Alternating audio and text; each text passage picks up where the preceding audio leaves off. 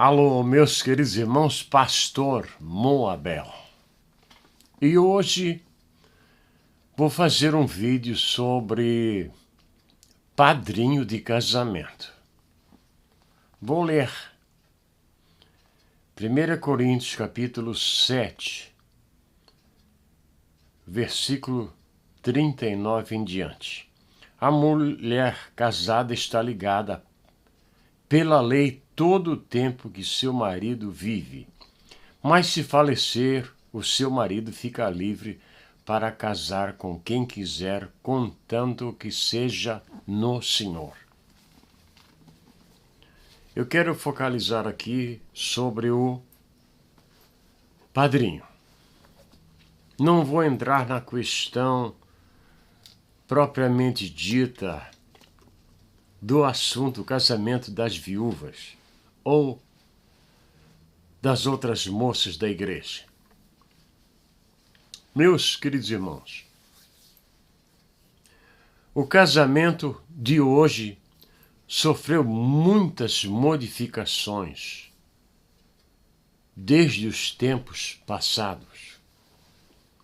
Como era o casamento no tempo passado? A coisa funcionava mais ou menos assim. O moço conhecia uma moça, talvez na rua, ou na escola, ou na igreja, e gostava da moça. Gostou da moça. E ele não queria se expor ao ridículo. O que é que ele fazia? Ele chamava um amigo de confiança, talvez um que já tivesse um pouco mais de idade do que ele e que fosse casado, e dizia para ele, o João, o Pedro, o Alberto, seja lá o nome que for, eu estou gostando de uma moça e eu percebo também que ela gosta de mim. Pelo olhar dela, a linguagem mais antiga do mundo, né? O olhar, né? Não precisa palavras para a gente saber quem gosta de quem, né? Isso me diverte muito. Será que você podia ir lá conversar com o pai dela? Então, este homem dizia assim, mas afinal, o que é que você quer com essa moça?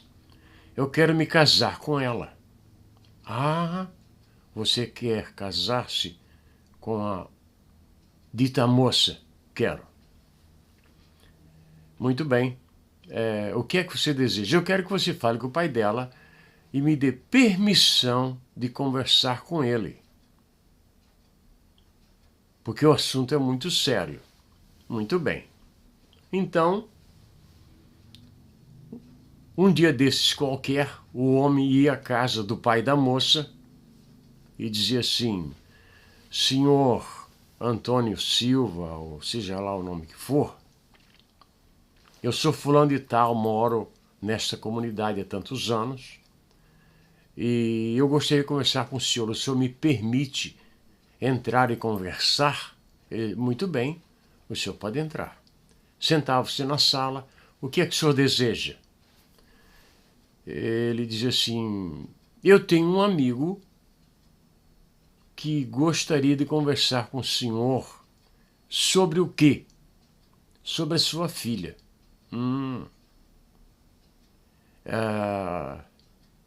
Ele poderia conversar com o senhor?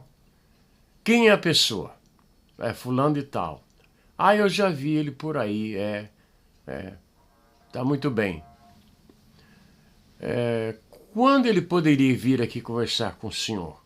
O pai da moça dizia assim, daqui a 15 dias. Então, quando fazia 15 dias, o moço e aquele um que já seria o padrinho e possivelmente a esposa iam à casa do pai da moça. Chegando lá, o homem apresentava o padrinho apresentava o moço. Este é o moço que lhe falei. Ah, muito prazer, entre. Sentavam-se e o pai da moça dizia assim, eu ouvi dizer que você quer conversar comigo. Sim, senhor, gostaria de conversar com o senhor.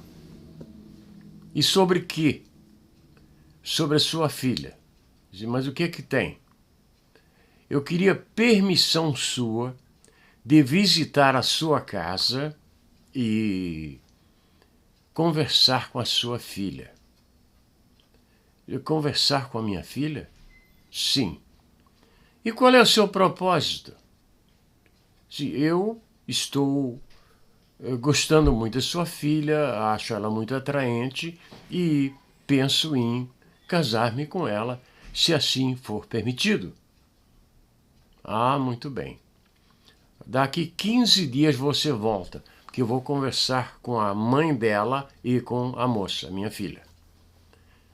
Passado 15 dias, o rapaz voltava lá com o padrinho e dizia assim, o senhor me permite entrar? Sim, entre, por favor. E com relação à pergunta que eu lhe fiz de eu visitar a sua casa e conversar com a sua filha. Bem, conversei com a minha esposa, conversei com a moça não estava presente ali. A moça estava lá no quarto dela quieta. Mas ela sabia que ele vinha, né? Queria saber se era permitido, e se o senhor permite eu conversar com ela. O pai da moça dizia assim, então você pensa em casar-se com a minha filha? Sim, se for possível, se tudo for bem, o senhor permitir, eu quero me casar com a sua filha. Ah, muito bem. Então, daqui 2 semanas, você chega aqui às 7 horas da noite e a minha filha vai estar aqui, vocês podem conversar, mas quando é 10 horas em ponto, você vai embora. Tá bom? Tá bom.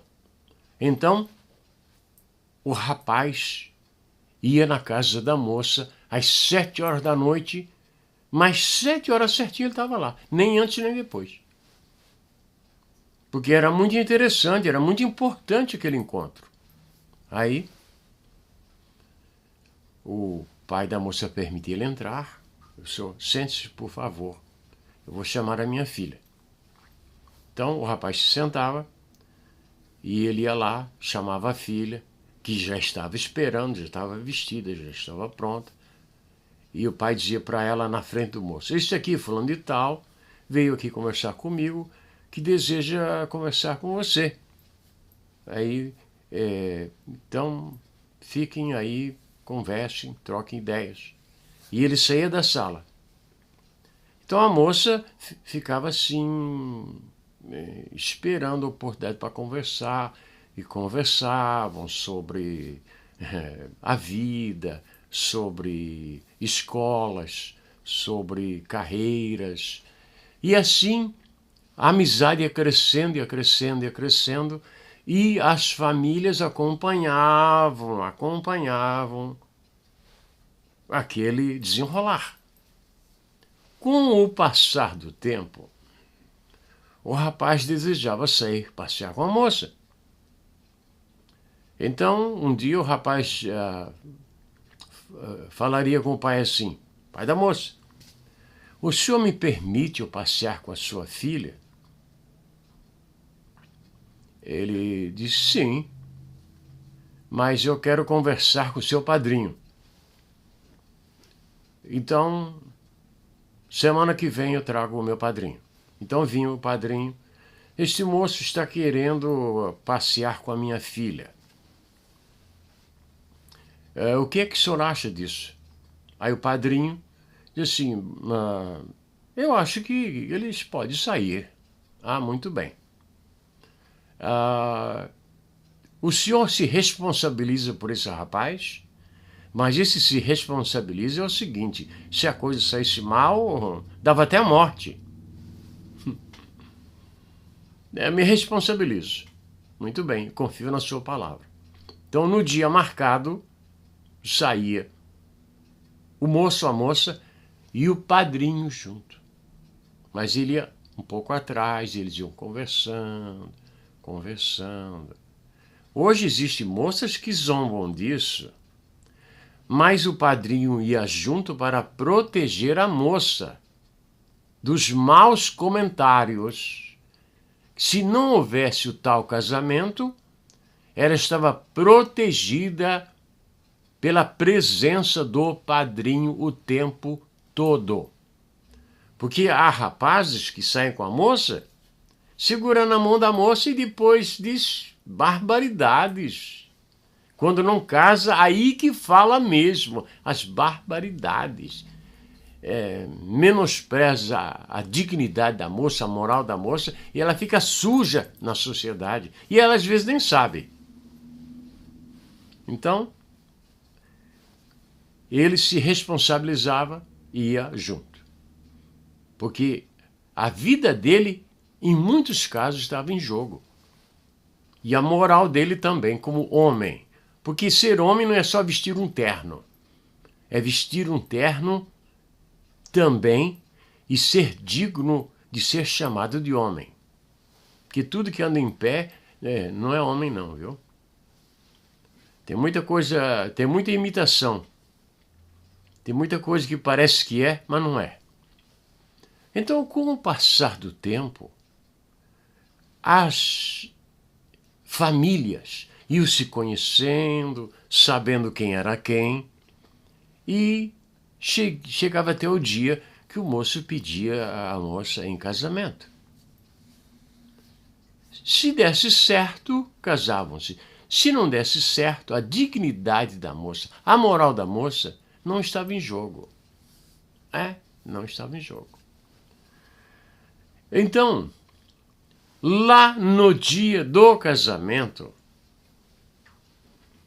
o padrinho se responsabilizava perante a sociedade de que, enquanto ele vivesse, ele acompanharia o casal, o jovem casal. Hoje a gente vê pastores fazendo casamento que dá até vergonha, né? Tudo que era para ele dizer 3 anos antes, 5 anos antes, ensinando a igreja, ele quer dizer naquela hora sobre feijão, sobre açúcar, sobre isso. Quando ele não deveria falar nada disso, ele devia falar muito antes.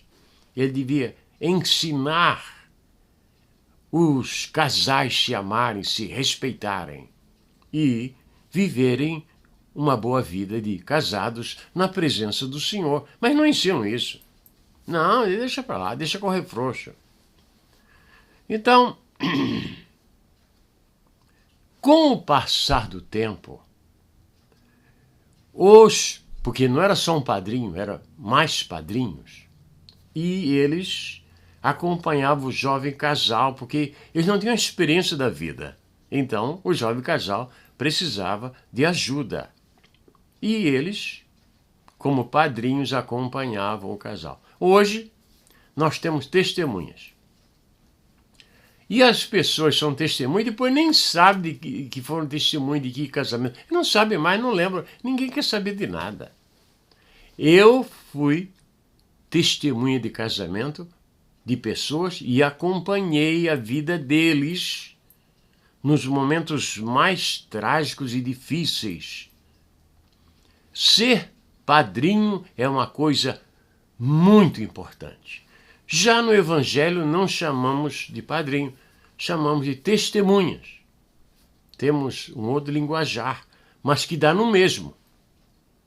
Qual é a função da testemunha? De zelar pela boa vida do casal. Isto é que deve acontecer. Nos dias de hoje, a moralidade anda muito em baixa.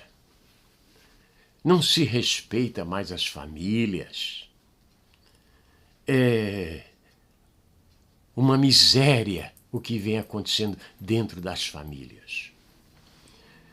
Até nós temos um caso recente, falando sobre padrinho, que um juiz do Brasil disse que você acha que sendo padrinho não se pode julgar um caso? Sendo padrinho de casamento não se pode julgar um caso? Quer dizer, ele foi saindo pela tangente. Não, ele tinha que dizer assim: se eu for padrinho de uma pessoa, não posso julgar esta pessoa de quem eu fui padrinho? Não, mas ele não fala, ele vai saindo devagarzinho pela direita, né? Não, como se diz, não é surpresa que o povo quer botar ele para a rua. Por quê? Porque até esta palavra ele não está honrando, não está cuidando. Volto a dizer, o padrinho de casamento ou testemunho, como nós costumamos dizer, é um fator importante na vida do jovem casal que inicia uma nova vida. Portanto, meus queridos irmãos, parece que a coisa no passado é muito diferente dos dias de hoje, né? Muito diferente. Mas começou mal, a tendência é ir mal. Começar bem, a tendência é ir bem. Quando eu vi a minha esposa pela primeira vez, este ano fazem 50 anos, foi quando eu cheguei no seminário. Quando eu olhei para a direita, ela estava trabalhando na cozinha, lavando alguma coisa, e algo me disse: é aquela. É aquela que serve para ser a tua esposa. E eu fui imediatamente escrevi no meu diário. Não é à toa que somos casados há 46 anos. E nesses 46 anos, eu tenho lutado muito pela juventude que casa na igreja. Tenho muito cuidado com isso, porque começa bem, termina bem. Que Deus vos abençoe. Que Deus abençoe aquela moça que está vendo este vídeo e pretende casar-se.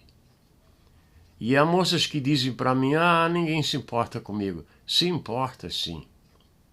É que você talvez não percebe que muito perto de você existe alguém que lhe ama muitíssimo. Existem rapazes que pensam também que ninguém ama ele. Se sente frustrado. Mas pense bem, talvez perto de você existe alguém que lhe ame muito.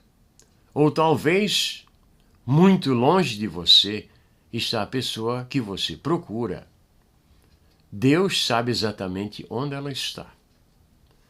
Assim como Deus se importou com os casamentos no passado de servos dele, ele se importa com o teu casamento também. Que Deus te abençoe onde quer que você esteja neste mundo maravilhoso de nosso Deus.